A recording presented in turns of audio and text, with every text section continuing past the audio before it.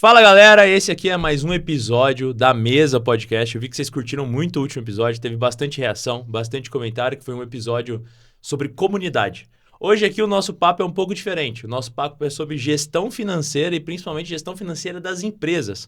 Porque aqui, falei para os meninos aqui antes, vou apresentar os convidados para vocês, mas o empresário também quer ficar rico, mas ele tem que saber como chegar lá para ficar rico e não tirar todo o capital da empresa e também alavancar o seu próprio patrimônio.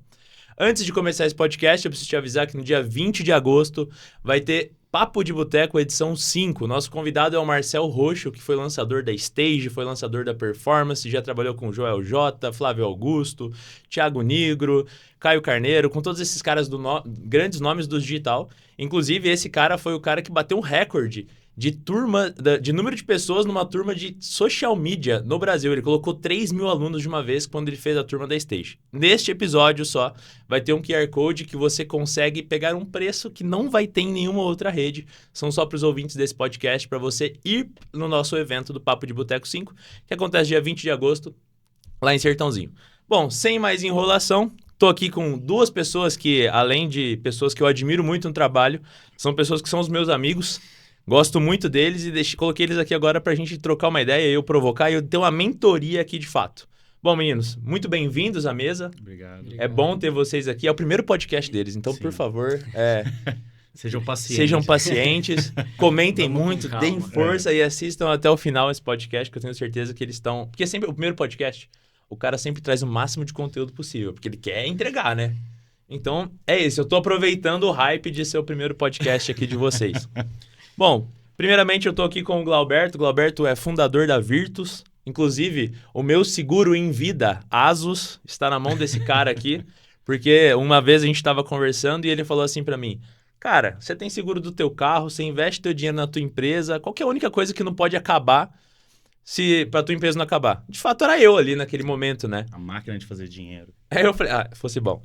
Aí eu falei assim, você tem razão. Então vê um negócio desse aí pra mim. E aí hoje eu tô muito feliz, tenho benefícios em um monte de lugar. A minha conta da farmácia ficou mais barata. Muito mais barata, né? Muito mais barata. Tem até telemedicina gratuita também. Tô até cuidando da minha pele melhor, tô emagrecendo. Você tá vendo que tipo, é um upgrade. São vários benefícios. Pelos benefícios. Bom, meu amigo, seja muito bem-vindo. Conta aí pro pessoal um pouquinho, antes de jogar lá pro Marco para ele se apresentar.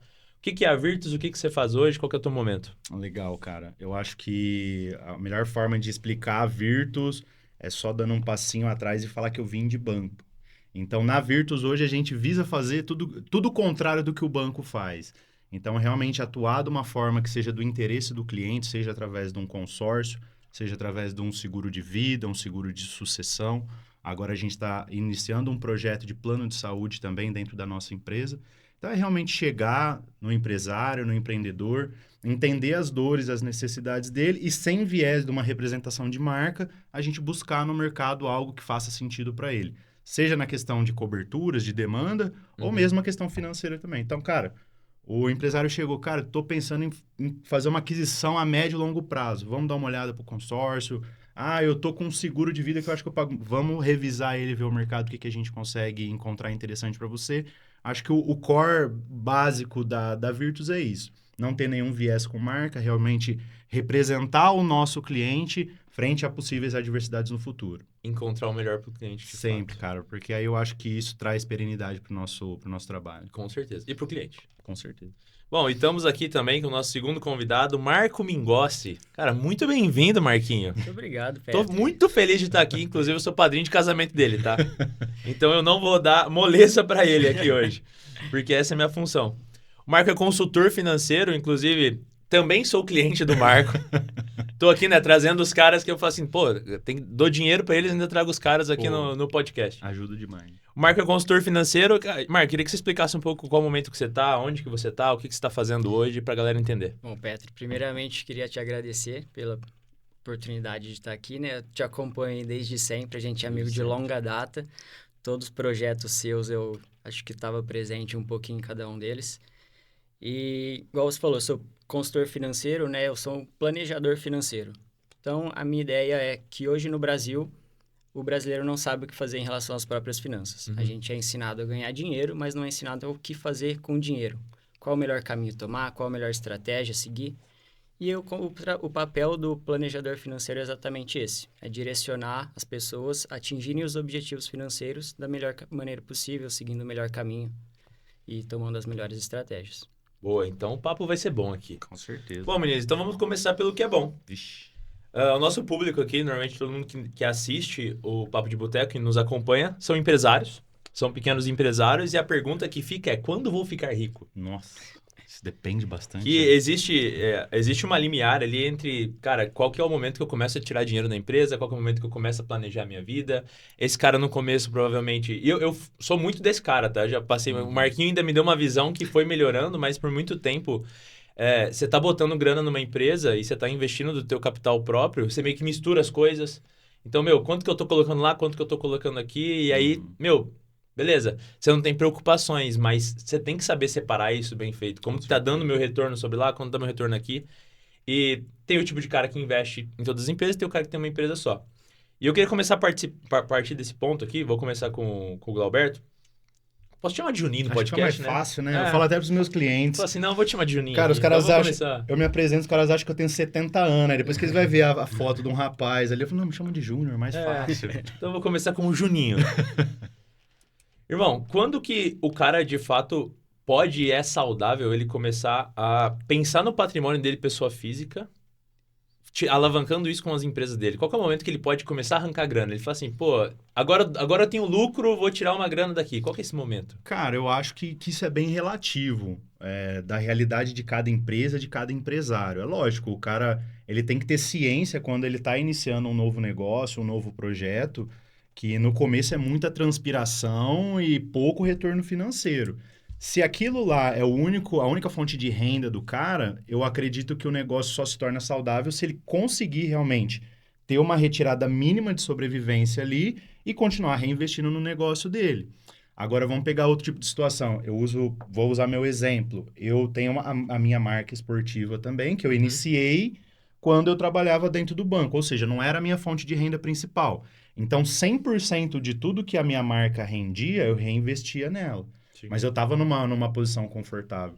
Agora, vou pegar uma realidade agora, outra situação dentro de casa também. A gente tem um bar lá na cidade de Sertãozinho. Cara, ali já era uma situação diferente. Quando o nosso irmão foi tocar a operação, a gente não poderia deixar ele sem o mínimo possível para ele passar o mês. Então, o que a gente fez? A gente entendeu o primeiro mês como que era o faturamento da empresa, estipulou o máximo que a gente conseguiria pagar para ele naquele momento e todo o restante a gente foi reinvestindo. Num segundo momento, a hora que a operação já estava mais madura, em questão de entendimento de mercado, saber quanto que era o faturamento médio da empresa, quais eram os custos efetivos totais que a gente tinha no mês, aí a gente, então a gente sabe que a nossa margem na operação é X. Uhum. Dessa margem, a gente consegue destinar uma retirada dos sócios ali e ainda ter a oportunidade de continuar reinvestindo na empresa. A partir do momento que você sangra a sua empresa para manter o seu padrão de vida, é o começo do fim. Aí é onde a gente vê várias empresas quebrar. E aí a gente ouve aquela máxima, principalmente na nossa cidade, a empresa quebra, mas o empresário não. Depende, cara, depende. Então, muitas das vezes ali todo o patrimônio do cara não foi feito um trabalho de sucessão, de blindagem do patrimônio dele, e uma hora a receita vai chegar, se o cara tá devendo imposto ali, vai tomar tudo. Cara, e tem uma porcentagem que o mercado diz ser saudável para essa retirada dos sócios do lucro da empresa? Eu desconheço alguma coisa cravada na pedra, assim. Eu acho que aí o Marcos vai ser um pouco mais cirúrgico que eu nesse ponto. Mas eu acredito que, assim, cara, você tendo uma operação ali, paguei tudo. Eu acho que o cara fazer uma retirada do lucro que ele teve 30% e reinvestir 70%, eu acredito que é uma visão saudável de médio e longo prazo. Uhum. Porque quanto mais ele reinvestir, ele vai aumentar a margem dele e, consequentemente, aqueles 30% de retirada dele, ao longo do tempo ali vai ser maior também. Esses 30% você distribuiria entre os sócios? Se for um único sócio ali, porque o custo efetivo da operação, você já tem que ter ali o salário. Uhum. Então, lá na nossa operação, a gente tem o salário do meu irmão que já está embutido ali nos custos operacionais fixos mensais, e aí a gente tem a possibilidade de ter a retirada mensal caso a empresa dê lucro. A empresa deu lucro, deu R$100 de lucro, então R$30 a gente vai pegar, vai dividir entre os sócios, os outros 70 a gente vai manter caixa e reinvestir na empresa. E aí eu vou inverter a ordem pro Marquinho. Beleza, então a gente tá falando aqui da situação do empresário. Na hora que o cara trabalha numa empresa, hoje ele tá abrindo o próprio negócio, mas ele ainda é CLT, ou, pô, beleza, eu ganho uma grana aqui de uma outra empresa e eu quero investir naquilo. Quanto que proporcionalmente do que eu ganho, vamos supor que eu tenho um Prolabore lá de R$10.000. Proporcionalmente, quanto que eu posso tirar do meu Prolabore, uma porcentagem, ou é baseado no custo de vida? Quanto dessa porcentagem para eu começar a reinvestir no meu negócio? Investir na própria empresa? Na própria empresa. Bem, Petri, eu acho que isso aí depende bastante também de como está a saúde financeira da sua empresa, de como está a previsão da sua empresa, né? Mas a gente fala que no mercado financeiro existe uma regra básica, né? Não é para ser escrito em pedra também, que fala que 50, 30, 20 é um orçamento ideal para uma pessoa ter, seja ela empresária ou CLT. Então, 50% ele destina para gastos fixos, 30% gastos variáveis, padrão de vida, e 20% ele se protege e ele reinveste esse dinheiro, sendo tanto na empresa dele quanto investimento pessoa física. Você sabe, pô, na hora que você vê essa proporção de 50, 30, 20, não é um bicho de 7 cabeças, Não, né? cara. Porque a galera acha que, eu ganho 5 mil, tem que poupar 3. Não dá. Tem que ser realista, né? Exato. Porque aqui eu penso o seguinte, esses 20, então, da empresa que o cara reinvestiria, poderia ser em outras coisas além da empresa. Além da empresa. Então, tudo que é investimento dele, mesmo que seja independente do risco, como que você dividiria esses 20 pensando em risco e não risco? Porque o correto é a empresa também ter o investimento dela, ter o caixa dela para ser reinvestido, né? Ele não vai retirar Prolabore todo o lucro da empresa. Ele vai estipular um valor, mas que ainda continue um saldo, uma reserva na empresa dele. E aí eu vou perguntar isso para vocês dois. Como que o cara consegue decidir o Prolabore dele, cara? Porque eu tô pensando no cara, desde o cara pequeno, tipo, autônomo. Pô, beleza, o cara, sei lá, é um dentista. E ele quer investir em outras coisas, porque senão ele só vende a hora dele pro resto da vida. Aí ele tem duas coisas. Ou ele investe na marca dele pra ele valorizar a hora e ficar mais caro. Ou ele investe em outras coisas pra ele ter outras fontes ali de receita. Beleza, ele tá investindo em outra coisa, ele tá fazendo outra coisa, ele precisa começar a tirar um Prolabore dali. Além desse aqui que ele é dentista, tudo mais e tal, ele quer tirar um Prolabore. Como que ele define esse Prolabore? Eu acho que o Prolabore, para ele ser definido de uma forma bem transparente para a pessoa, o cara... eu tenho um padrão de vida de R$10.000. Tá, cara, você tem um padrão de vida de R$10.000. O seu Prolabore, se ele for exatamente os 10 mil, vai te atender, você vai conseguir viver confortavelmente, ou você consegue dar um passinho para trás, diminuir essa retirada e pensando em reinvestir uma parte ali, como você falou, como o exemplo que você deu. Eu tenho vários clientes da área da saúde, seja médico, seja dentista, que eles só começaram a se organizar e aí eu acredito que o trabalho do Marcos entra muito mais nisso, na questão da reorganização realmente, de você entender o quanto você gasta em todos as linhas, todas as faixas ali da ciranda financeira e quanto você pode reinvestir. Então, assim, tem cara que fala assim, não, cara, o meu padrão de vida é X. Pensando numa diversificação para eu não depender somente do meu consultório, eu consigo diminuir um pouco durante um período Y, diminuir um pouco o meu padrão de vida. Essa diferença eu ia alocando em outras frentes. Eu vou comprar uma franquia, eu vou investir em criptomoeda, eu vou investir em gado, aí depende muito de cada um.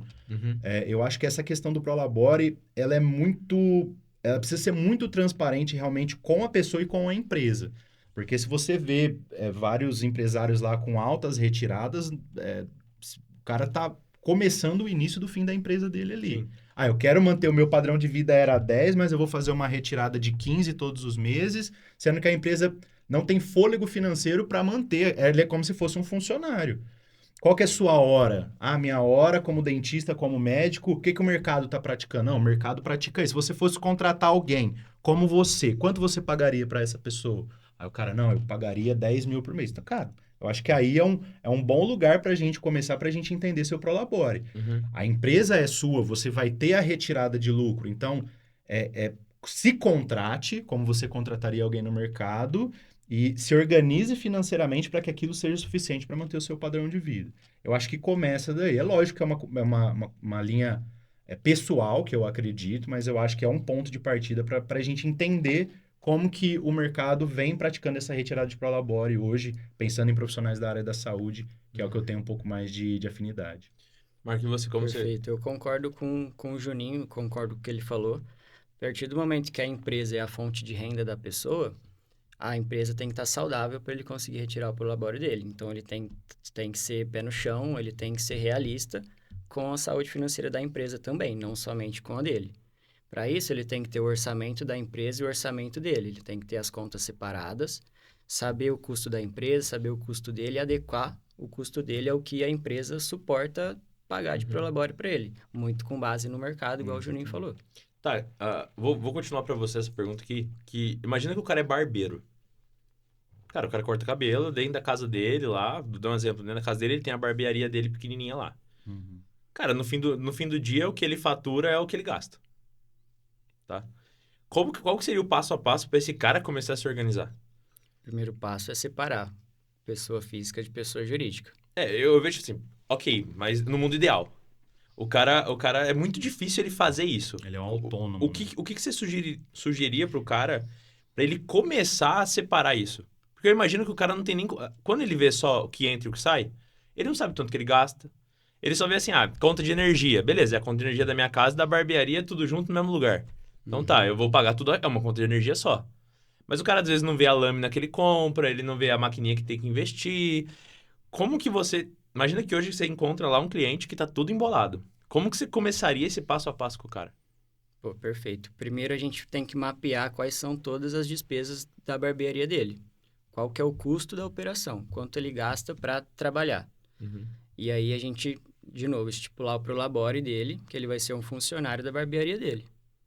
Então, ali ele já faz essa separação. O primeiro passo é a separação PFPJ. Por mais que seja na casa dele, inclusive é uma das formas que a maioria começa essa embolação Sim. de misturar PFPJ, é às vezes começar trabalhando em casa, às vezes é um trabalho que não é a renda principal dele, mas a empresa cresce, passa a ser, e no começo foi tudo embolado e o profissional não consegue mais fazer a separação sozinha. Então, acredito que o primeiro passo é entender a empresa, mapear a empresa e estipular o prolabore. Tá, eu acho que Lucas, né, acredito, isso foi pra mim lá um tempo atrás, mas eu acho que é muito difícil você começar a separar. Tipo, você não separa de um mês pro outro. Não. Você não separa de um mês pro outro. Primeiro mês, o que o cara pode fazer? Ele começa a mapear os custos. Mapear os custos. Segundo passo, como que ele vai diminuindo o custo de vida dele ou entendendo o que você tira, o que você pergunta pra ele pra falar assim, ó, essa gordurinha aqui a gente pode tirar. O que é esse mapeamento, assim? Tá, o mapeamento a gente tem que entender tudo que ele utiliza para trabalhar, quanto ele gasta para trabalhar. No começo vai estar saindo do mesmo bolso. Então, no primeiro mês vai sair do bolso dele. Porque geralmente esse profissional também não começa com um capital de giro já separado para a empresa. Ele começa com o próprio caixa que ele tem. Acho que a maior parte não tem capital de giro pra começar. Não, cara, o cara se alavanca num cartão de crédito ali, compra as maquininhas, parcela uma quantidade de vezes. E aí que começa a embolar as coisas, né? Mas o certo seria fazer essa separação. E aí, igual você falou, não é no primeiro mês que ele vai conseguir separar, mas no primeiro mês ele tem que ter já qual que foi o custo dele no mês em relação ao trabalho. Por exemplo, a energia elétrica. Se ele trabalha em casa, ele utiliza energia para viver e para trabalhar. Sim. Ele tem que pegar uma parte dessa energia e passar pro preço hora dele. Sim. Fazer um rateio ali. Fazer um rateio e colocar no preço que ele cobra para cortar o cabelo. Exato. Quanto tempo demora mais ou menos até o cara falar assim, putz, ele chegou aqui num padrão de organização que tá ok. Quanto tempo esse processo demora? Depende da pessoa. Depende muito da disciplina da pessoa. Um cara disciplinado médio. Um cara Disciplinado- comum. O brasileiro não é disciplinado, mas o médio, assim, ó, que é disciplinado. Eu chutaria de 4 a 6 Acho meses. também, acho que de 3 a 6 meses ali, o cara tendo consciência, porque é você trazer clareza para ele. Vamos lá, meu querido, ó, você tem aqui o teu salão, quantas lâminas você usa no mês? Eu uso 60, 70 lâminas. Quanto que você gasta de pomada? O cara, no começo, ele vai ter um pouco de dificuldade. Aí depois, conforme vai passando o tempo, aquilo vai virando rotina para ele. Não, então eu sei que isso daqui... Aí, beleza, esses 3 primeiros meses é o período de adaptação. Aí ele já entendeu o que ele tem que fazer. Aí trouxe a clareza para ele. Não, eu sei que o meu custo, eu abrindo a barbearia, abrindo a porta aqui 9 horas, eu sei que quando eu fechar lá no mês, eu vou ter que pagar R$2.000 de conta. Uhum. Tá bom, R$2.000 de conta. Quanto que isso significa em cortes? Isso é bom, traz clareza pro cara, porque ele sabe, cara, eu vou sentar aqui, eu vou abrir a minha barbearia no sábado, que é o dia de mais movimento, eu tenho que fazer 10 cortes, eu tenho que fazer 15 cortes. Até pra meta mesmo. Exato, financeira. você começa a trazer uma clareza para ele e isso faz o negócio dele girar. Agora, como que você vai traçar um projeto para ele se você não tem métrica, se você não sabe aonde que ele quer chegar, aonde ele está? Então, essa falta de clareza atrapalha muito, mas acredito que de 3 a 6 meses é um bom período nesses 3 primeiros meses para trazer clareza e depois você fazer um ajuste fino ali para, cara, ó, vamos sair daqui então, que você tá cortando pra caramba. Talvez a sua precificação tá um pouco errada. O mercado tá praticando tanto. Ah, mas se eu cortar tanto, o mercado, meus vizinhos vai cortar mais comigo. Mas não, mas isso é bom. Pode colocar mais R$5, mais R$10 aí, que a galera vai entender que você tá investindo no teu ponto aqui e vai continuar cortando com você. Sim. Então, eu acho que é isso.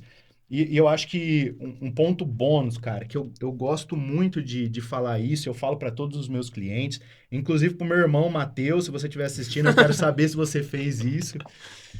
O livro O Homem Mais Rico da Babilônia, ele tem uma parte dele que me pega e que me ajudou muito no começo. Porque mesmo no banco, cara, eu era muito indisciplinado financeiramente. Eu acho que é a realidade de 90% cara, todo mundo, eu acredito até que assim, o Brasil inteiro, assim, todo mundo tem que passar por uma indisciplina para ficar um cara disciplinado. Cara, mas assim, e um simples exercício, ele começa a te ajudar e ele vira uma rotina incessante para você, que é o você se pagar em primeiro lugar. E a gente não tá falando de nenhum absurdo, cara. Caiu R$100 na sua conta. Você vai pegar R$10, você vai colocar ali, você vai criar uma caixinha do Nubank, você vai pegar aqueles R$10 e você vai colocar lá. Ah, mas é pouco. Cara, dê tempo ao tempo.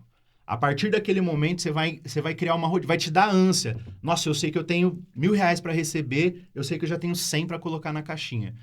Aquilo ali vira o start que você precisava. E vira um hábito, né? Vira, cara. E assim, toda vez, nossa, eu sei que caiu R$50 na minha conta aqui. Eu sei que 5 já vai pra minha caixinha do Nubank, vai pra minha poupança, mas pelo amor de Deus. Vai pra minha caixinha do Nubank, vai pra um CDB, vai fazer alguma coisinha ali. Isso ajuda o cara a se ver de uma forma diferente. Falou, cara, olha só, até ontem eu não sabia o que eu tava vindo cortar cabelo e era isso. A partir daquele momento, ele começa a se enxergar como um empresário de verdade. Não, eu sei quanto que é meu custo efetivo aqui da minha operação, quantos cortes eu tenho que fazer para pagar a operação. Para eu viver, eu preciso fazer mais tantos cortes, e eu sei que desses tantos cortes, 10%. Se ele quiser separar, melhor ainda. 10% do que é da empresa vai para a empresa, 10% do que é dele vai para ele, que ele está criando um pezinho de meia ali também. Então, isso cria uma rotina, é muito maluco, cara. Eu já dei essa dica para alguns clientes meus, e assim, em questão de anos, o cara virou um investidor arrojado, cara, no mercado. É muito maluco.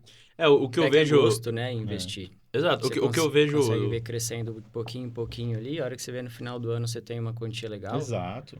E você fica até com dó de gastar. Sim, aí você olha... Exato. Porque uma das coisas que... E aí o teu sósia fala isso, o Thiago Nigro fala...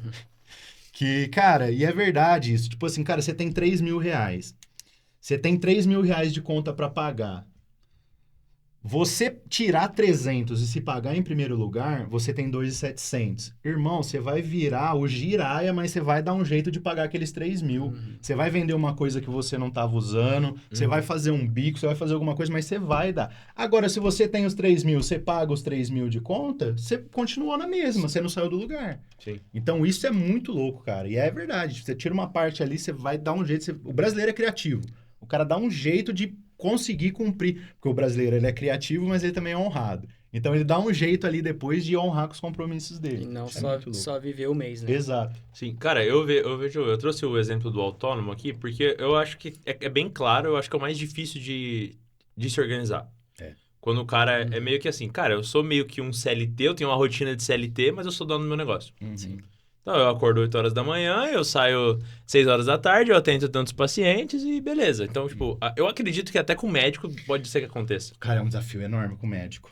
Porque eu tenho alguns clientes médicos. E é um assim, volume alto de grana. Não, cara, os caras ganham muito dinheiro e ao mesmo tempo eles não sabem quanto eles gastam. Então eles fazem algumas coisas, e aí vai um puxão de orelha para vocês que estiverem escutando. Às vezes para seguir a manada ali, às vezes comprar um carro que ele não poderia comprar naquele momento para manter um padrão, fazer uma viagem que ele não poderia fazer naquele momento, e o cara fica refém do plantão. O cara fica ali, não, cara, eu tenho que fazer plantão todo final de semana, porque no plantão vai dar uma estourada no mês. Quando você senta com o cara, me dá 30 minutos da sua semana durante 2 meses, vamos organizar isso aqui, cara. Vamos sentar, ó, vamos olhar junto. Você não vai fazer sozinho. Vou pegar na tua mão, vamos dar uma olhada, o que que dá pra gente... O que que você tá fazendo aqui que tá atrapalhando você, o você do futuro. Porque você não vai conseguir dar plantão até 70 anos. Então, Sim, precisa exato. realmente ter uma... É do MEI, do cara que tá brigando ali para um salário mínimo, até clientes que ganham aí 7 dígitos de salário por mês. Uhum. Então, é uma realidade que é de todo mundo, cara. Precisa realmente Eu ter. costumo brincar que médico, eles não contam as coisas em reais, em dinheiro. É em Eles plantão. contam em plantão. É.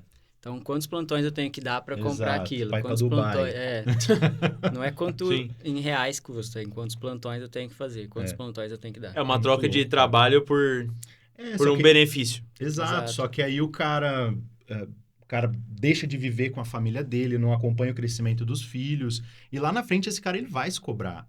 É que vira uma rotina tão insana assim, e eu tenho desde clientes recém-formados até médicos que estão há muito tempo no mercado, Aham. que em algum momento eles entenderam essa virada de chave, tardia, poderia ter sido mais cedo, e ele ter tido uma qualidade de vida melhor. Não, cara, eu vou trabalhar aqui 5 dias na semana, vou pegar a minha caminhonete, vou pro rancho e vou descansar final de semana, vou ter um tempo de qualidade com a minha família. Mas é muito desafiador, cara. Sim, Para o É. recém-formado é mais perigoso ainda, porque cara. ele pretende fazer uma residência. E aí cai a renda do cara. Cai a renda, o cara tem poucas horas para fazer um plantão extra para ganhar mais. E ele trabalhou ali 1, 2 anos que ele acabou de se formar, já estourou o padrão de vida dele. O cara ganha 15 conto. Aí depois ele vai pra residência e Vai ele ganha... ganhar Se 3. ele ganhar uma bolsa, Uhum. ele ganha 3. E ele não se preparou financeiramente esses anos que ele trabalhou para entrar na residência com uma reserva. Exato. E que Então, ele poderia ter se preparado poderia ter exatamente se por preparado. conta dos 3, 4 anos sei lá, de residência que ele Exatamente. tem, né? E, cara, aqui tem um ponto. Eu vou perguntar essa pro Marquinhos pra gente começar a voltar aqui no 50, 30, 20. Que eu vejo um outro jeito de também desses 20 reais, desses 20%, 20 reais não vai nada, né? Os 20% aqui, que eu vejo que tem dois perfis de empresário, assim. Tem o cara que usa os 20%, deixa eu poupar os 20%, quero ter liquidez e quero investir, sei lá, na Selic. E tem o cara, deixa eu pegar esses 20% e vou dar um exemplo que a gente já conversou sobre isso. Vou investir num curso. Uhum. Mas ele tem, assim, ó, eu sou do cara que se eu paguei 20 conto no curso, eu quero saber quanto que vai me dar de retorno. Então eu faço a conta matemática. Mas, às vezes, esses 20%, o cara se engana e fala assim, ah, não, tô investindo aqui num curso pra eu ir, não sei das quantas. E aí ele vai colocando um monte de coisa nesses 20%. E dentro desse investimento, principalmente em educação e em alavancagem do cara, muitas vezes ele pode até usar da empresa para investir nisso nele, no dono da empresa. Existe boas práticas do cara falar assim, eu tenho um investimento, esses 20%, como que eu quero deixar ele inteiro para liquidez, mas a minha empresa o caixa da minha empresa, entre um cenário saudável, vai investir em mim para o meu desenvolvimento profissional, ou vai investir para eu ir fazer networking, alguma coisa do tipo, ou tá tudo dentro desses 20% do cara pessoa física? Tá. Esses 20% da pessoa física, a gente fala que uma parte ele tem que se proteger e a outra parte ele vai fazer um investimento diversificado. Tá. Ele não vai investir só num lugar, os estudos dele pode ser uma forma de investimento também, porque futuramente o conhecimento vai trazer mais retorno. Uhum. Agora, se esses estudos vão ser pagos por ele ou pela empresa, vai depender muito da empresa. Entendi. Né? Se ele tiver, por exemplo, um sócio na empresa, eu acredito que se ele tira uma parte para estudo para ele, o sócio tem direito também a retirar a mesma coisa. quantia. Agora, se é uma empresa só dele, se for agregar para a empresa, eu acredito que cabendo dentro da porcentagem dos investimentos da empresa, ele pode É melhor que ele faça esse investimento da empresa. pela empresa. Entendi. Você também acha que... Porque eu entendo ali que a empresa ela também precisa ver retorno nisso, né, Sim, cara? precisa medir. Eu vou te dar um curso Exato. aqui de coaching, mas tá, o que esse curso, o que ele vai agregar na nossa operação aqui, como que vai ser. E como medir isso, né? É. Pô, é pra quê? Aumentar a motivação do funcionário? É pra vender mais? Onde que ele vai Depende. colocar? É pra diminuir um custo? É o que a gente vê muito no mercado, cara. A gente que é do mercado financeiro passa muito por isso, que é aquele networking furado que, eu vou para um evento porque lá eu vou fazer muito network. Irmão, tá todo mundo ali querendo fazer, todo mundo quer entregar cartão. A chance de sair negócio ali pode ser que você feche o negócio da sua vida. Mas eu acho que tem formas mais estratégicas de você trabalhar esse investimento, da diversificação dos 20% ali. Eu concordo com o que o Marquinhos falou, cara. Se você entender, quando a gente usa a ciranda financeira, né, que é o nome que eles dão para essa divisão, é basicamente você entender como que aquela metodologia WISE, né, que o norte-americano fala, que é o Work, W de Work, o I de Insurance, o S de Savings e o E de Enjoy.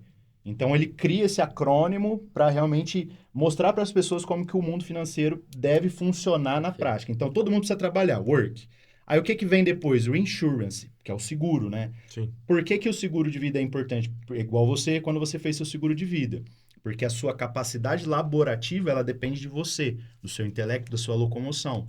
Se você, em algum momento, não conseguir contribuir, a sua receita vai cair. Sim. Então, você ter um seguro, ele vai garantir que a sua força laborativa ela continue ativa ou você tenha uma seguradora bancando aquele período para você que você está inativo. Entendi. Depois vem o investimento. Porque não adianta nada o investimento vir antes do seguro, senão na primeira dor de cabeça que você tiver, o primeiro dinheiro que você vai atacar é suas economias, que é o savings. Então, o savings vem depois. Você precisa ter um seguro antes do investimento. Para só depois vir o enjoy, que é aproveitar. Então, você trabalha, você se protege, você poupa, investe e depois você aproveita. Aí o que a gente vê em 98% dos casos quando a gente vai fazer uma primeira reunião? O cara sai de work e vai para enjoy. Ele gasta todo o dinheiro dele em diversão. Acabou o dinheiro, ele vai trabalhar de novo. Aí fica o famoso, a roda dos ratos ali, o cara fica fazendo... Se sobrar, ele investe. Mas se ele quiser investir numa sinuca, ele pode ir lá gastar um pouquinho mais no enjoy, né? No teu bar. Depende, né? Mas ali eu uso como ponto de networking estratégico para entender qual que é a realidade do cara. Mas é muito isso, cara. O cara... E eles têm a falsa... Eu dei o exemplo aqui do Homem Mais Rico da Babilônia, porque as pessoas têm a falsa ilusão... A ilusão, né? Falsa ilusão ficou redundante. Tem a ilusão de que, cara, não, para eu fazer um seguro tem que ser um negócio de R$500 por mês. Para eu fazer um investimento eu tenho que investir. Não, cara. Começa com pouco. Existem seguros de vida no mercado a partir de R$5 por mês. Você pode começar a investir numa previdência, cara, a partir de R$50, R$20 por mês. Que foi o ponto. Eu lembro até quando você me mostrou, falou assim, não, seguro assim, assado, essa cobertura. Eu falei assim, pô, lá vem 500 conto pra eu pagar por mês. Não é, cara. Vamos ver o que é. E era bem mais barato do que eu imaginava. Aí aqui tem um ponto, e do proteger e diversificar, eu não tinha pensado desse lado aqui. Agora que o Marquinhos falou, mudou tudo na minha cabeça. Cara, vamos lá, o cara tem R$0. E aí ele precisa criar uma alavancagem pra ele patrimonial, porque ele não tem nada.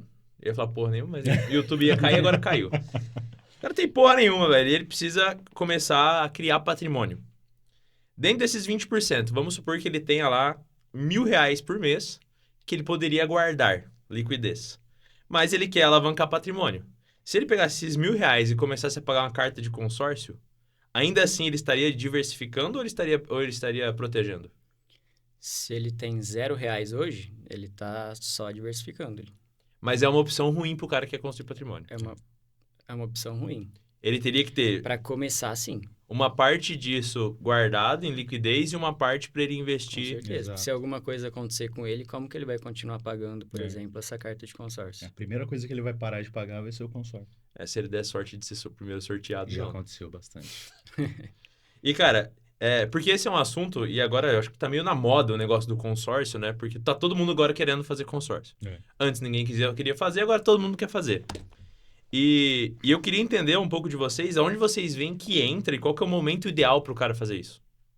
Qual que é o momento ideal dele pegar um consórcio? Qual que é o momento ideal dele começar essa alavancagem patrimonial? Porque até agora a gente falou que o cara tem que gastar menos e guardar. Beleza. Ainda assim o cara não consegue ver que dia que eu fico rico. Não tem como. Então, beleza. Aí a gente entendeu que o cara... Arroz e feijão. Cara, gasta menos do que você ganha, divide aqui e investe um pouco. 50, 30, 10. Que é o 20, básico que a gente 50, deveria 30, aprender 20. na escola. 50, 30, 20. E agora o cara quer começar a alavancar. Beleza, eu me organizei aqui, tá sobrando um dinheirinho aqui para mim todos os meses. E agora eu quero começar, de fato, a construir riqueza. E o consórcio é uma das formas aqui que a gente tá falando. E, obviamente, a gente também falou que o cara tem que se assegurar de alguma forma. Lógico. Que senão, se ele morrer, fudeu. Acabou. Aí alguém vai ficar com o patrimônio dele. Ou não, né? Ou vou ficar com as dívidas dele. Ou vai ficar Exato. inventário. E pensando agora tanto no consórcio ou outras formas de alavancagem, como vocês veem que esse cara pode se alavancar tanto na empresa dele, ou usar a empresa e a pessoa física, como que ele pode fazer essas alavancagens? Qual que seria uma boa prática no começo da vida dele para ele começar a construir um patrimônio? Cara, eu passei por uma situação dessa na semana passada. Com uma cliente, ela já é minha cliente no seguro de vida, advogada, tá vivendo uma ascensão na carreira dela, então ela falou assim, Júnior, eu preciso de alguma coisa, porque por que a gente fala o que é o consórcio? Eu vou usar muitos acrônimos aqui porque eu acho que ilustra bem e quando eu vou atender um cliente eu desenho bastante. A gente fala que o consórcio ele é um produto API. A, de aquisição, para a pessoa que ela quer realmente, cara, eu preciso comprar um carro, eu preciso trocar de carro, eu preciso trocar de casa. O P, a gente fala que é de poupança forçada, que é assim, vamos falar do brasileiro comum, que é o que a gente falou aqui. Para ele iniciar, o melhor dos mundos seria ele iniciar guardando 10%, mas a gente sabe a dificuldade disso. Ele gasta mais fácil. É aí que é o ponto. Cara, ele gasta mais fácil do que ele poupa. Exato, só que dá um boleto para esse cara pagar, ele paga. Se você falar para ele guardar R$500 todos os meses, ele não vai guardar. Na primeira dor de barriga, quebrou a geladeira, ele vai pegar o dinheiro que está guardado. Mas ele paga Se você 500 dá um contos de boleto boleto. de R$500 de consórcio para ele todos os meses, ele paga. Então, a gente chega aí. E o I é de investimento, que eu acho que é o mais interessante aqui, o nosso público, o que eles querem ouvir. Uhum. Como ganhar dinheiro, como alcançar riqueza com consórcio. O consórcio, você pode ganhar dinheiro, eu enxergo, e aí eu quero ouvir do Marcos também o que ele acha disso. Eu enxergo que você pode ganhar dinheiro de 3 formas com o consórcio, tá? A primeira seria assim, cara, fiz o consórcio, tem consórcio aí, gente, a partir de R$300 por mês você consegue pagar uma parcela de consórcio. Tô pagando o consórcio aqui, vamos pegar esse exemplo de R$300 por mês. Cara, eu paguei 20 parcelas de R$300. Você descapitalizou R$6.000 aí nessas parcelas, certo? Só que essa carta que você comprou, ela é de, sei lá, R$100.000. Você pode, se você não usar a carta, ela vai ficar rendendo o CDI para você sobre o valor total da carta, não sobre o valor investido. Então, você descapitalizou R$6.000, só que a sua rentabilidade é sobre 100. Ele vai corrigir o CDI para você. Ah, beleza, em algum momento você vai usar aquela carta. Que vai dar, sei lá, R$1.000 para ele por mês. Pô, cara, é interessante, né? Porra, já paga a parcela. Gastou 6, pô. Exato. Em 6 meses já volta.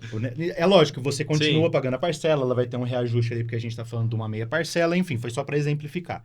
Esse é um exemplo que eu acho interessante. O segundo seria o cara que faz para aquisição, mas pensando em uma aquisição que ele vai alugar depois. Então, o cara faz uma carta lá de X valor, valores baixos, contemplou, cara, o que você vai fazer com essa grana agora? Não, eu já tenho a minha casa, eu já tenho o meu rancho, eu já tenho minha casa na praia, eu vou investir agora em Airbnb, eu vou investir em casas de aluguel aqui na minha cidade, imóvel de leilão, que apesar a galera critica muito, mas a maioria dos imóveis de leilão não aceita consórcio, concordo. Mas se o cara tiver patrimônio, a gente vai usar o consórcio para alavancar, liberar aquele capital de giro e aí ele fazer a aquisição do imóvel de leilão. Então, ele pode fazer isso também, e aí a própria aluguel do consórcio dele vai pagando o consórcio dele mensalmente. E a terceira, que para mim é a mais louca e a mais sensacional que existe, que é o mercado secundário dentro do consórcio, que é o mercado de carta contemplada. O cara, desde o início, ele sabe que ele vai fazer aquela aquisição, ele não vai usar aquela carta. A partir do momento que ele for contemplado, a gente vai buscar um comprador para aquele crédito, que muitas das vezes é uma pessoa que tem a urgência daquele crédito, um cara que já está para fechar um financiamento.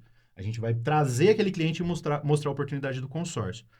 Como que esse primeiro cliente investidor, o cara que comprou a carta, ganha dinheiro, tá? Vou trazer exemplos reais aqui. Isso só para deixar claro aqui para galera.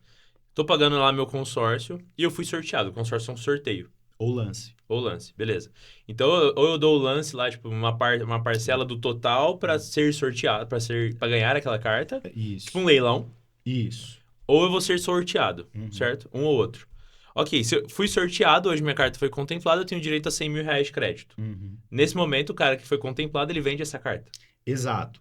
Você não tem a obrigatoriedade, a administradora não te obriga a usar o crédito. Tanto é que a gente deu um exemplo aqui que você pode deixar a carta lá.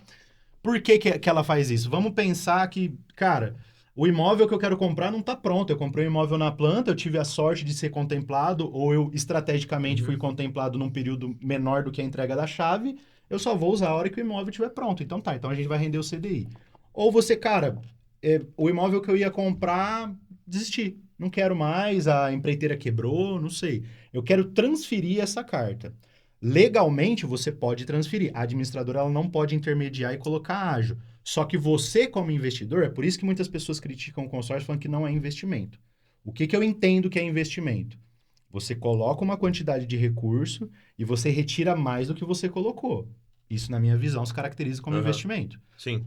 Então, o que você faz? Você traça uma estratégia de contemplação para o seu consórcio, você paga ali todos os meses. Qual que é a média aqui? Cara, não vou te prometer contemplação nunca, porque a gente nem pode. O Banco Central, ele não permite a gente prometer contemplação, porque não depende da gente. Então, se alguém te prometer contemplação, corre, tá? Aí você procura a gente. Então, o cara faz um planejamento ali, vou pegar um exemplo para ficar prático. Cara, uma carta de 100 mil reais, tá? Você vai pagar R$1.000 por mês.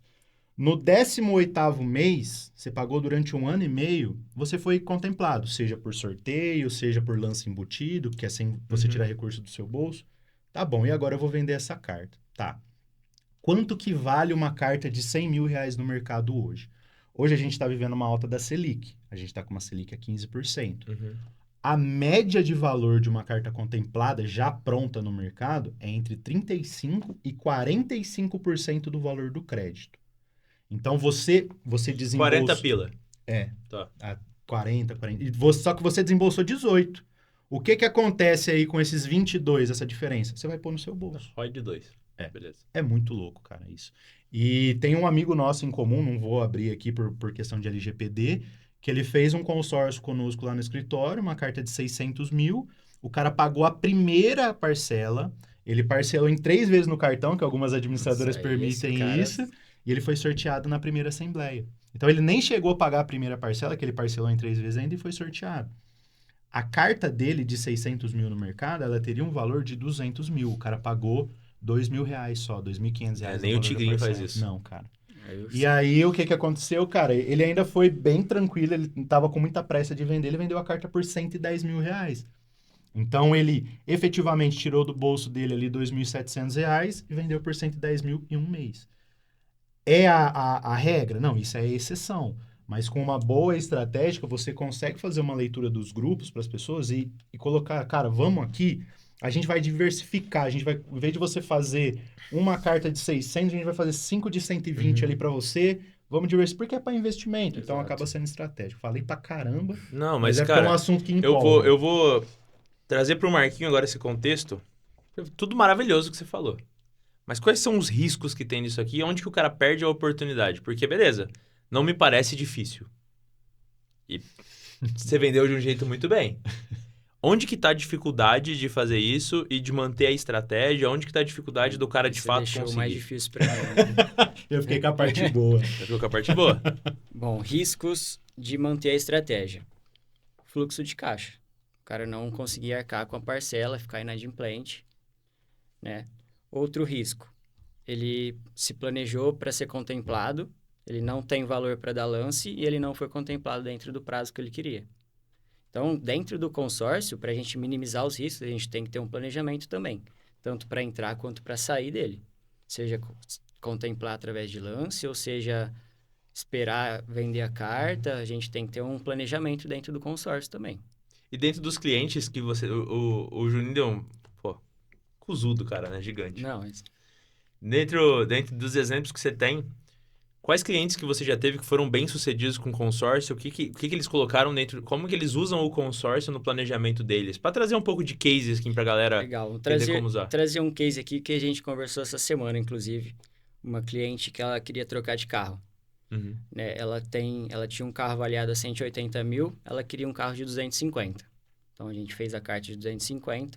Ela vendeu o carro dela a 180. Para a gente contemplar uma carta ali no lance nos primeiros meses de 250, vamos pôr uns 60%. Dá um lance de 140 mil. Ela vendeu dela por 180. Então, basicamente, ela tinha 180 mil no bolso, porque ela vendeu Porque dela. ela vendeu dela. Ela fez lucro ali. Tipo, não, ela liquidou o dinheiro, né, no caso. E ela falou assim, beleza, vou deixar 40 comigo e vou dar o lance de 140. Foi isso. Vou dar o lance de 140. Beleza. Ela pôs 40 no bolso. E ela contemplou a carta. Então, ela alavancou o patrimônio dela, trocou o carro pelo carro de 250 e ainda colocou 40 mil no bolso. Ela tinha 40 mais o carro. O novo carro. 40 mil no bolso mais o carro. Em ativo, assim. E o passivo era a carta. Era o valor da carta. Que se a gente pegar o lance de 60%, o que sobra de parcela depois é o saldo devedor diluído no tempo. Então, a parcela dela ainda no mensal fica muito baixa. Muitas vezes até a rentabilidade do crédito que ficou, ele paga o valor da parcela. Exato. Paga a parcela ou metade da parcela. Porque isso, na teoria não, na prática, sobrou 100 mil reais pra ela pagar. Tipo, ela pegou a carta de 250, ela pagou 140. Sobrou 110. 110. Essa parcela já diminui muito, porque ela pagou metade. Exato. Então, se a parcela do consórcio de 250 seria R$1.000, ela paga 500. Seria isso. Seria mais ou menos isso. Se ela deixasse os 40 mil rendendo, ela pagava a parcela Ela quase. paga quase a Acontece parcela. muito isso. É um exemplo que a gente dá também. Qual que é o maior adversário do consórcio? As pessoas acham que é o financiamento, e não é. É o à vista. Também não acho que é, cara. Eu acho assim, o maior adversário do consórcio é a falta de planejamento. As outras ferramentas, elas são complementares, porque não adianta também... Eu faço sempre uma pergunta para o meu cliente quando ele vem procurar a gente, por que ele está procurando consórcio? Cara, por que você está vindo para consórcio? Por que você não comprou à vista ou você não foi financiamento? No à vista porque eu não tenho dinheiro, no financiamento porque não aprovou, é porque eu não tinha toda a entrada. Então, assim, o consórcio não vai resolver todos os seus problemas. Você precisa ter a disciplina, ter a paciência, ou você ter o recurso. Igual a sua cliente, ela tinha um recurso para dar o lance.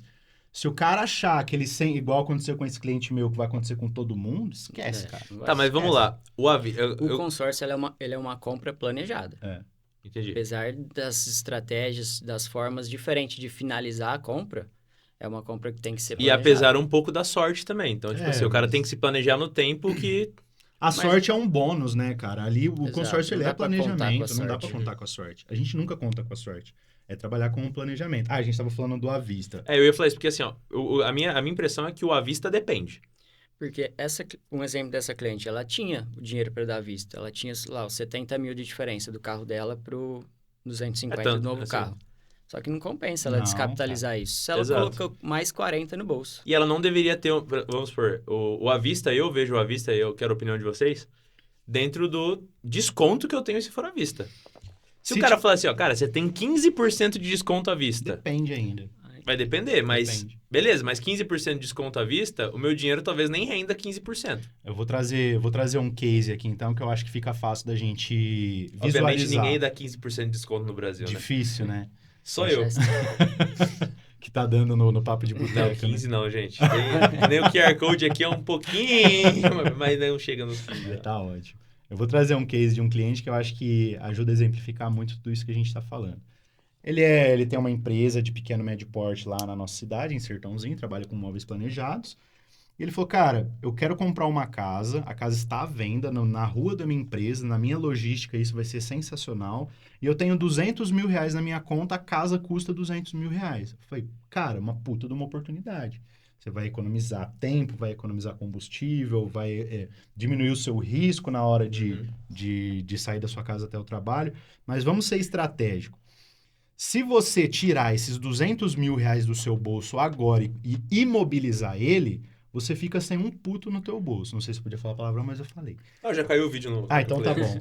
Você fica sem R$1 no seu bolso. Você se descapitalizou 100%. Na primeira dor de barriga que a sua empresa tivesse, é um dinheiro que a gente sabe da realidade do brasileiro que ainda mistura conta física com jurídica, que é o que a gente estava falando aqui. Você vai ter que vender maquinário, vai ter que vender algum item da frota. Acabou. Beleza. Eu falei, pegar crédito. Ou tomar crédito caro no mercado, que a gente está com uma taxa Selic de 15%.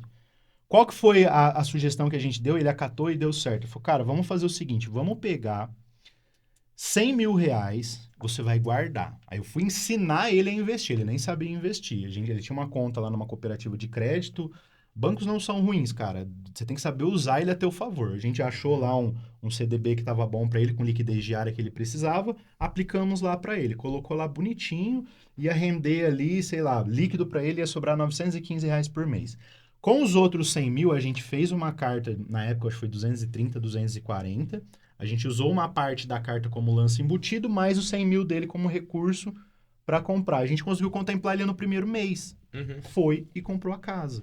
Ficou com uma parcela de R$1.012, tendo a rentabilidade de 915 a 900 e pouco ali, que já ajudava a pagar o valor da parcela, com 100 mil reais no bolso e comprou a casa. Sim. Agora, imagina se ele faz todo esse processo. Porque nós, brasileiros, a gente ainda tem muita dificuldade de se endividar. A gente acha que o endividamento ele é ruim. Se ele for usado de uma forma estratégica, o endividamento não é ruim. Você sabendo ele usar a favor, ele é muito estratégico pro seu negócio. Cara, eu falo que empresário hoje não pode ter medo de dívida. Não, cara, de Se o jeito cara nenhum. tiver medo de dívida, Você não ele se alavanca. ele- Você não sai de onde você tá. Exato. O cara tá ali, o cara bate no peito, nossa, eu nunca antecipei um boleto, eu nunca peguei crédito no mercado. Cara, então você perdeu muita oportunidade no mercado. Porque imagina, eu falo da época que eu trabalhava no banco, o cara queria pegar um crédito lá chamado Pronamp. O que você vai fazer com esse dinheiro? Cara, eu vou investir num maquinário que ele vai aumentar em 20% a produtividade da minha empresa. Ótimo crédito. Vou pegar esse Pronamp e vou trocar de carro. Aí, meu irmão, aí você tá Fudeu. investindo em passivo. Aí não faz sentido. Aí a gente ia, fazia, explicava pra ele, procurava uma linha ali que pudesse atender ele. Mas basicamente seria isso. Beleza, e a gente tá trazendo o consórcio aqui como alavancagem, mas vamos pro cara pequeno, que ele só tem um cartão de crédito. Certo? E aí a gente volta daqui, porque aquele negócio do à vista me chama a atenção. E ele tem o cartão de crédito, o barbeiro lá precisa montar a barbearia dele. Ele tem um cartão lá que, sei lá, o banco deu pra ele 50 mil de limite. Que loucura. Loucura. Obviamente, acontece dependendo do cara. Acontece. Esse é o problema que acontece. Aí, ok, ele tem que começar a fazer esse investimento inicial dele ali e ele tem desconto à vista ou ele pode parcelar em 12 vezes. Qual que é o ponto que vale o à vista e qual que é o ponto que vale ele se alavancar? Porque não deixa de ser uma alavancagem, o cara tá investindo ali. Tá? Mas ele tá passando no cartão de crédito, os meios são outros. Se ele atrasar o cartão de crédito, os juros é muito maior. Só que eu conheço os caras que não tem medo de dívida de cartão de crédito também não, velho. Os caras falam assim, ó, beleza, é pra alavancar, daqui 3 meses eu tenho o triplo. E ok, desde que bem usado, né? Sabendo dos riscos, ok. Quando que vale a pena o cara, beleza, vou pegar um empréstimo e vou coisar à vista ou... Sei que eu tenho cliente, sei que tô chegando e vou parcelar em 12 vezes, por exemplo. Nesse caso que você trouxe, entre comprar o barbeiro comprar o que ele precisa À vista ou... à vista em 12 vezes, eu optaria pelos 12 vezes. Ele está postergando tudo que ele poderia pagar agora, né, para trabalhar com o maquinário que ele ainda não pagou totalmente. Mas mesmo que tenha juros? Mesmo que tenha juros. Dependendo do parcelamento ali, vai ser 12. Ele perde a oportunidade de negociar à vista, né? Eu vou te dar um desconto ali de 15% no Pix, 10% no Pix. Mas eu concordo com o Marquinhos, cara. Não faz sentido nenhum Ele o cara tá ganhando tempo usar ali. todo o capital dele, porque... E o limite também, né? Não, mas isso daí é o de menos. Eu acho assim, o dinheiro em caixa pro empresário, a gente fala do custo de oportunidade. É muito mais importante. Putz, O que é esse conceito do custo de oportunidade custo pra de vocês? oportunidade, vamos pensar assim, cara, vamos usar o exemplo do barbeiro novamente. Você tá com dinheiro no teu caixa ali. Aí você tá investindo em maquinário, você tá com várias oportunidades. Às vezes o teu vizinho da outra rua ali era barbeiro também, vai voltar para Belo Horizonte, não vai ficar mais aqui. Ele vai vender todos os equipamentos dele que tá lá. É uma chance de você comprar você tendo dinheiro em caixa, você comprar aqueles equipamentos, incorporar na sua operação e às vezes trazer um outro barbeiro para trabalhar para você ali. Exatamente. E aí você aumenta o seu capital. Isso a gente está usando o exemplo do barbeiro.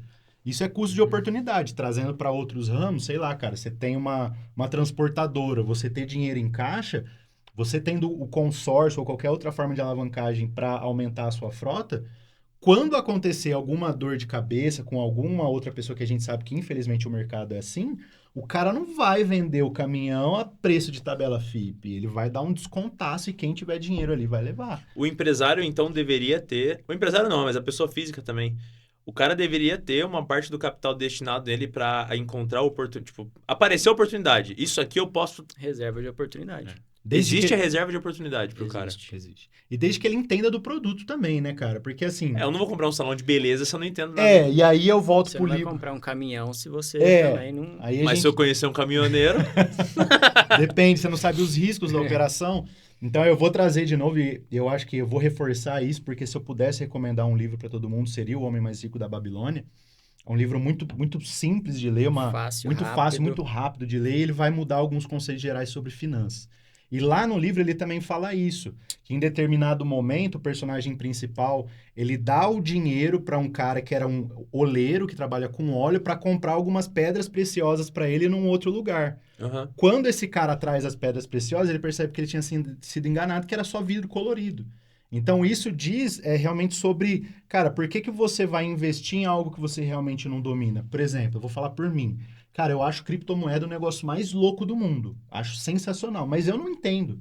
Então, eu não vou investir em criptomoeda sendo que é algo que eu não entendo. É igual você falou, cara, eu vou guardar o dinheiro para custo de oportunidades, mas voltado para o seu negócio, para o seu nicho. Ou, às vezes, até a gente vê muito na nossa cidade lá, quando tem algum lançamento imobiliário, alguma coisa, você consegue ter uma negociação. Porque terra é terra. Comprou terra, todo mundo mora, todo mundo precisa de terra. Então, eu acho que já é uma coisa mais tranquila. Eu também... Cara, eu tenho uma impressão... A gente falou bastante coisa aqui de alavancagem, a gente falou bastante coisa de dívida. E aí eu vou jogar pra vocês, porque eu acredito que o cara precisa também estar emocionalmente pronto. Né? Pra se endividar ou pra investir em alguma coisa. Porque vai muito do... A gente entende os perfis do investidor. Mas pro cara chegar até o ponto do perfil do investidor, ele tem que estar emocionalmente pronto pra fazer aquilo, velho. Porque tem cara que não investe, ele quer guardar o dinheiro na poupança, senão alguém vai roubar o dinheiro dele. Tem muito. E aí, pensando nos clientes de vocês, nas pessoas que vocês atendem, qual que é o perfil dos caras que mais crescem em patrimônio e qual que é o tipo de mentalidade desses caras? Porque assim, cara, eu acredito que tem muita gente que perde a oportunidade por de fato, receio.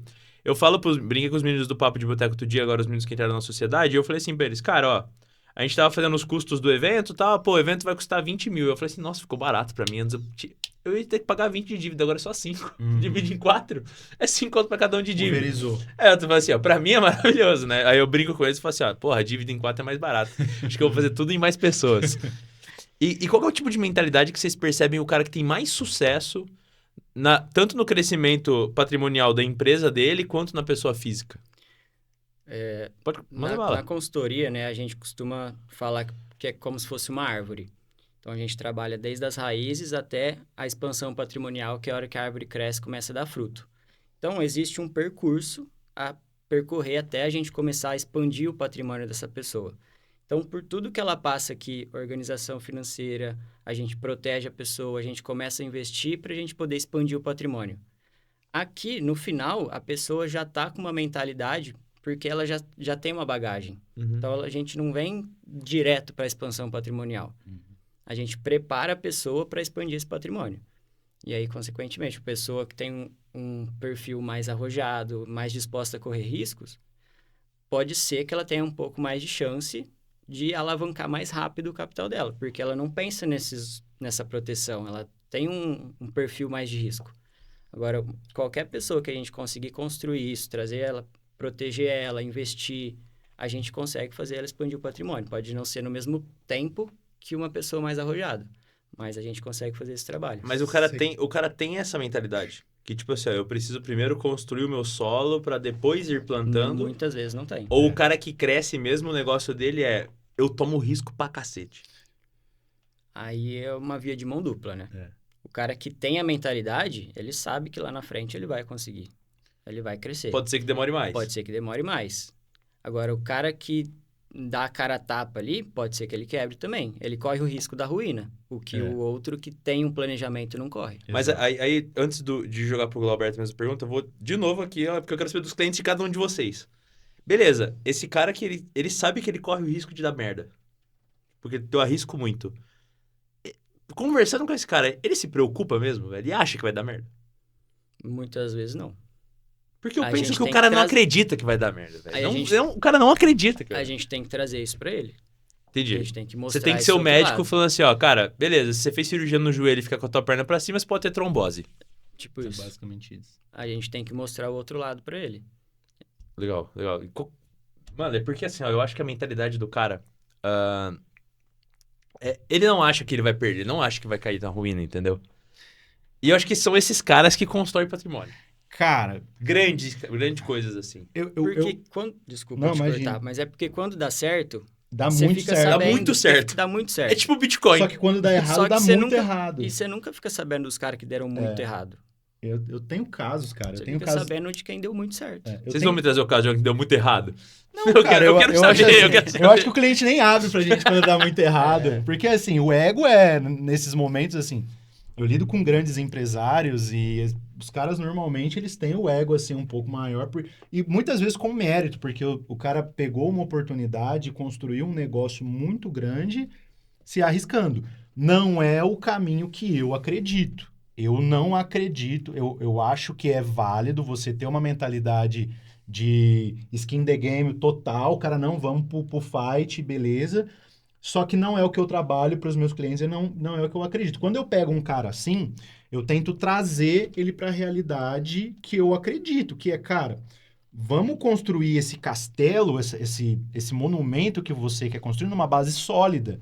Não vamos construir numa praia. Uhum. Vamos realmente trazer... E como que a gente consegue fazer isso? Através de dados, estudo, trazer a realidade, exemplos reais de clientes que fizeram mesmo e obteram resultado. Porque, assim, se a gente fizer aqui um alicerce para você, algo realmente muito bem estruturado, você vai se sentir muito mais à vontade de arriscar. Porque você sabe que lá na frente, a hora que precisar tomar uma medida mais drástica, você não volta para estaca zero. Você não... É que o Marquinhos falou do risco da ruína, que é o cara realmente perder tudo. E a gente tem inúmeros casos famosos na internet de cara, eu quebrei 7 vezes, eu quebrei 17 vezes e construí tudo de novo. Beleza, porque você entendeu o processo. Mas se você perguntar para esse cara se ele gostaria de passar por tudo aquilo de novo, Não, claro que não. lógico que o cara não quer passar por É que eu vejo que, dependendo do cara, o perfil do cara que começa a construir, ele vai construindo um patrimônio maior. De fato, o cara pode até ser que chegue uma ruína uma hora. Mas ele não desiste, velho. Não, isso é do cara, é dele, ele vai cair igual o Rock Balboa, ele vai cair 7 vezes, vai levantar Ele vai 8 e beleza. E E ele acha estratégias financeiras e o cara fica meios criativo, financeiros cara. para de fato Ele encontrar fica isso. criativo. Tem hora que o cliente me dá aula, que eu sento com ele assim, ele me fala tudo que ele fez, eu falei, caramba, cara, que bagulho louco. Uhum. E eu tomo aquilo pra mim.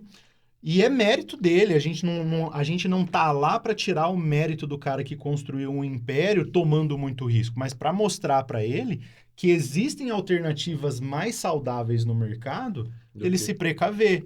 É um cara que tem um patrimônio, vou pegar exemplos reais aqui de clientes meus, que tem patrimônios exorbitantes, mas que o cara não sabe que a hora que acontecer alguma coisa com ele, que ele precisa de uma holding patrimonial, que ele precisa de uma pólice de seguro de vida para sucessão patrimonial, porque a hora que o cara tem um patrimônio de 100 milhões, 8 milhões ali vai ficar só para pagar imposto.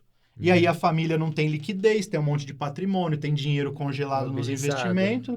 E o seguro de vida, pelo menos hoje, no dia que a gente está gravando esse podcast aqui, é a única ferramenta que eu conheço que tem liquidez imediata ali para injetar dinheiro na conta da família e ela passar por todo o processo de sucessão, que é caro e moroso. Ela paga ali o inventário sem se descapitalizar. É, porque, Exato. eu não vou pagar essa pólice que você está me ofertando aqui, porque é muito caro. Eu falei, cara, mais caro ainda é o processo de inventário. Você só sabe disso a hora que você tem um caso próximo de você, um caso de família ou de algum colega. O processo se estende anos. E aí o dinheiro fica congelado, o patrimônio você tem que queimar, uma casa que você tem que valer 1 milhão, você tem que vender por 700 mil para poder fazer o processo de inventário. Então, tudo aquilo que foi construído, por uma falta de visão estratégica do mercado, acaba consumindo o patrimônio que foi construído daquela pessoa que lutou a vida toda, tomou risco a vida toda. Então, a gente não tá lá para, cara, vamos mudar tudo que você... Não, o que você faz já é muito bom. O que a gente quer trazer é uma visão que você talvez nunca tinha parado para pensar, que as pessoas não querem pensar em coisas ruins, elas querem pensar só em coisas boas. Exato. E é normal, é uma condição humana, instintiva do ser humano de querer procurar coisas boas, mas vamos olhar para cá, porque somos adultos, precisamos ter essa conversa, vamos ajustar isso daqui, porque às vezes é um problema que o cara nem sabia que ele tinha. Sim. Aquele negócio de quanto mais dinheiro, melhor, nem sempre é assim. Cara, a gente tá chegando no final do podcast, sei lá, N lições aqui pra mim. Os 50, 30, 20. A dívida pagadora, às vezes, é boa pro cara que não sabe poupar. Exatamente. Então, às vezes, é melhor ele ter um boleto pra ele ter dinheiro Sim. do que ele poupar. Exato. E principalmente essas formas de alavancar capital e o momento do cara de alavancar capital. Já tem uns 3 episódios aqui que vocês vão vir de novo, porque eu já tenho na cabeça pra gente fazer. Cara, e pra gente finalizando esse episódio, obviamente eu quero que vocês divulguem a rede de vocês, vai ter na descrição também do episódio. Tá. Mas que vocês deixassem um recado que pra cada um de vocês, individualmente, eu vou deixar começando do Marquinho aqui, o que é o mais importante para o cara fazer uma gestão financeira eficaz? E o que é mais importante ele começar a pensar, para ele começar a construir isso? Pode ser que ele não poupe amanhã, ou pode ser que ele poupe daqui a um ano, que, ele vai juntar as contas durante o tempo, e eu acho que faz parte também, não dá para julgar o cara, ele tem que ir aprendendo com isso. E como eu disse, eu acho que toda indisciplina a gente leva a disciplina um dia. Sim. Então, mas para o cara começar a destravar isso nele, o que vocês veem de mais importante que ele pode começar a fazer de ação prática para destravar isso? Sei lá, abre a fatura do teu cartão de crédito, bota numa tabela de Excel, escreve um livro aí do que você gasta, do que você não gasta, começa a entender como que você gasta, o que vocês sugeririam para o cara começar a fazer hoje, para ele começar a pensar assim, opa, não é do jeito que eu penso. Uhum. Eu acho que é bem parecido com o que você falou. O cara que quer começar hoje, primeiro ponto, ele tem que mapear o orçamento dele hoje. Saber o quanto ele gasta com cada área da vida dele. Ele tem que ter clareza para onde vai o dinheiro dele. Para depois ele começar um planejamento e traçar as estratégias para ele chegar no objetivo. Exato. Ele precisa ter um senso de realidade, ele é trazer o cara pro pé no chão, que a Exato. gente fala. Porque muitas vezes tem gastos escondidos ali que ele não percebe. Uber, iFood, às vezes ele assina um streaming para ele assistir uma série e não cancela, aquilo tá cobrando ali no cartão de crédito. Então, isso ao longo do tempo, se passar um mês cobrando um negócio que ele não percebe, no final do ano dá um valor alto. Sim. Que ele poderia utilizar aquilo de outra forma. Sim. E você, agora uma pergunta a mais aqui, mas fora do script, mas você acredita que o cara deveria também fazer a conta não só do mês dele, mas quanto que esse custo me gera no ano, por exemplo? Com certeza. Porque às vezes o R$30 no mês, inofensivo pro cara. Mas, cara, R$360 por ano é um dinheiro que você tá rasgando fora. Exato. Já tá ajudando a pagar um licenciamento do veículo. Você paga um seguro de vida. Também. Exato. Também. Você paga. Ou quase uma cartinha de consórcio ali, meia parcela. Chega lá. Eu acho que é isso também, o que o Marcos falou. Realmente a pessoa ter esse senso, né, de, cara, as coisas estão ruins, beleza.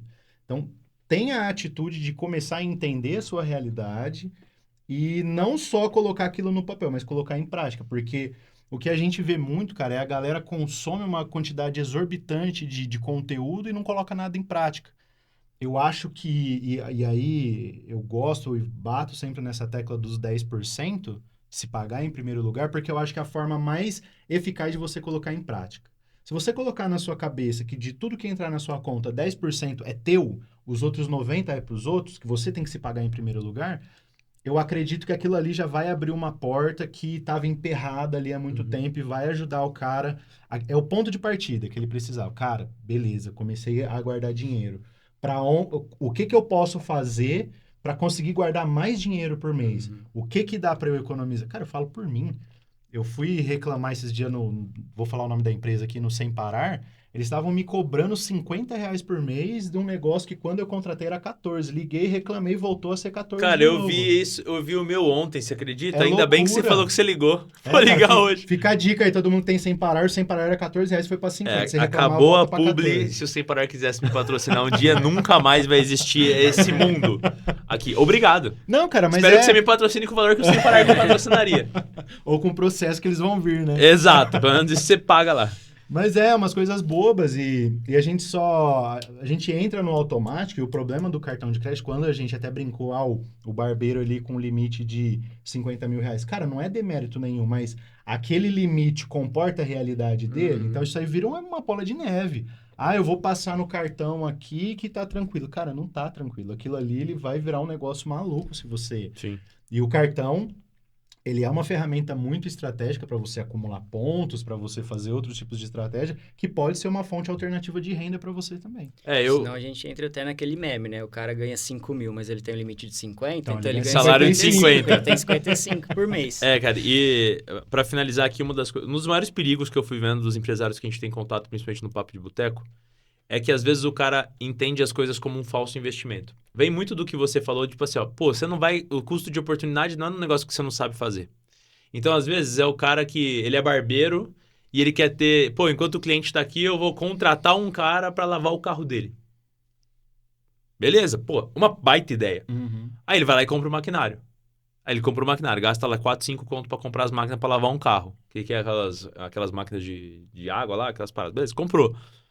Tá, e aí nunca foi atrás do cara, nunca foi atrás de colocar, nunca perguntou se o cliente quer, se faz sentido pro cliente. Não faz um mapeamento antes, não faz um MVP do negócio. Exato, então eu vejo assim, ó, é tomar cuidado porque o dinheiro no bolso mal investido também dá merda.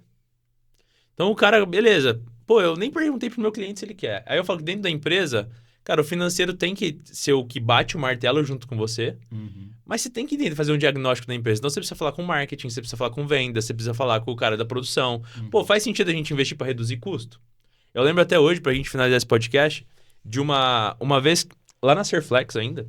Nossa, já falei o nome da empresa, fudeu, né?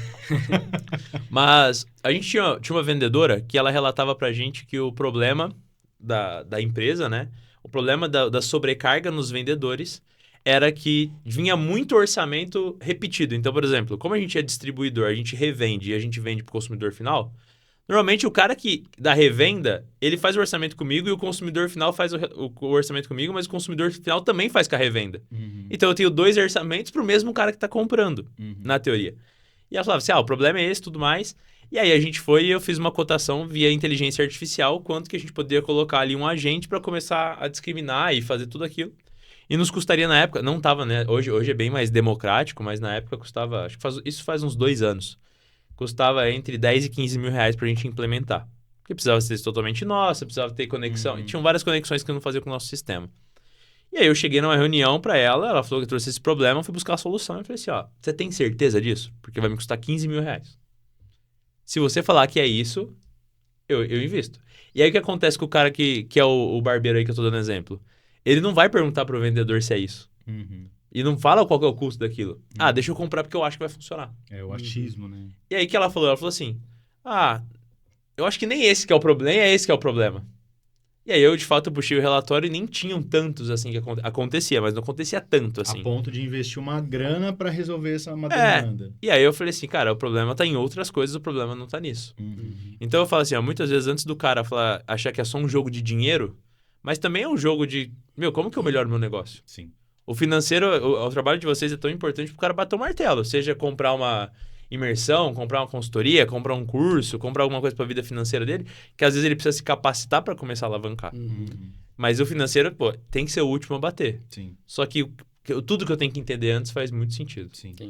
E às vezes esse investimento é contratar realmente um profissional daquela área que vai te dar as respostas, né? Que vai te trazer ali o que você precisa. Por exemplo, vamos pegar o barbeiro, ele tá cortando o cabelo o dia inteiro. Ele tem que, depois que acabou o último cliente dele, ele tem que estudar marketing para saber se aquilo vai funcionar. Ou um médico que dá plantão ali de 12, às vezes 24 horas, tem que chegar em casa e estudar finanças para saber onde ele investiu o dinheiro do plantão. Então, por isso que a gente tem os profissionais de cada área. Terceirizar, né? Porque ele não dá. Na sua atividade principal, é muito mais barato você terceirizar para alguém que é especialista. No caso, a gente que consome conteúdo o tempo todo e entregar para ele mastigar. Vai trazer receita para ele. Exato. E delegar essa função para outra pessoa. E eu vejo até quando a gente fala de educação aqui, que é... Cara, muitas vezes o cara não precisa saber de tudo. Só que os caras querem aprender tudo e muito do dinheiro... Hoje em dia, principalmente na realidade do mercado, o tanto que os caras gastam dinheiro com curso online, jorrando dinheiro e nunca fez o curso. A gente tinha uma métrica há pouco tempo que a maioria dos cursos online, eles tinham 30% dos alunos que viam o curso inteiro. Então, assim, cara, é também aonde você vai botar o dinheiro. Você tem tempo pra fazer aquilo. Exato. Entender também a tua realidade, não só financeira, mas a tua realidade emocionalmente capacitada e de tempo pra conseguir fazer aquilo. São 24 horas pra todo mundo ali, meu irmãozão. Não sei como você vai conseguir dar Você conta, tem que não. dormir, Tem pelo que menos um dormir, você tem que pouquinho. comer, tem que ficar com a família. Ah, pra que dormir se você pisca? Ah, entendi. Meninos, obrigado pela participação de vocês. Muito obrigado, eu que Obrigado, agradeço. Foi bom pra ser o primeiro? Cara, bem legal, gostei bastante. Quero receber mais convites. Vão ter. O Marquinho Igualmente. vai estar nos próximos também. Vocês vão estar aí nos próximos. A gente coloca mais uns caras que estão na merda. A gente faz estratégia pro cara aqui ao vivo, entendeu? Demorou. E é isso aí. Galera, muito obrigado pela audiência. Obrigado por mais um episódio. Lembre-se que o QR Code tá aqui para vocês. E um agradecimento especial à ITEC, que aqui é esse estúdio maravilhoso que a gente grava. O que vocês acharam do estúdio Cara, aqui? sensacional. Assim, eu sou suspeito a falar porque é o primeiro que eu vi, né? Mas eu Mas- já achei o negócio... Fantástico. O problema é que agora que os outros que você vai, que o nível é mais baixo, você vai Nossa. falar assim, ó, putz, tô mal Não, acostumado. mas se não for com o pessoal da ITEC, eu nem venho gravar. Ah, então pronto. Lógico. Tá aí, ó. Se vocês verem ali em outro podcast, é 2 processos, do Sem Parar e esse. Obrigado, galera. Até o próximo. Tamo junto. Valeu.